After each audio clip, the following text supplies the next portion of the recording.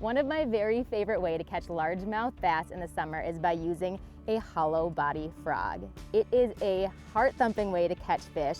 Usually there's big blow-ups with it, and it's a really great way to catch some really big fish too. So if it's sounding like this might be too good to be true, there is just a teeny bit of a catch, and that it can be a little bit tricky if you're new to it. So some things to keep in mind. When you're fishing with a frog, you want a really heavy-duty setup to be able to back you out. So I use a heavy rod, 7.5 feet, and some braided line. I use 50 pound, maybe you can get away with 30, but you want something really heavy because you're typically gonna be bringing these fish through a lot of muck. Now, when you send the frog out there, I like to fish it in a walk the dog motion, or kind of back and forth like this. So you can accomplish that by leaving just a little bit of slack in the line when you're bringing it in and giving it some nice flicks with your wrist to get that sideways motion.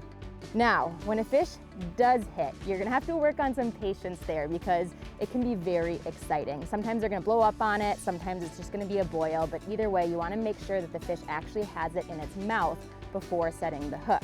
And when you do set the hook, you gotta give it everything you have. It has to go through quite a bit to set the hook with these, so you wanna give it your very best hook set and hang on and enjoy the ride. There we go.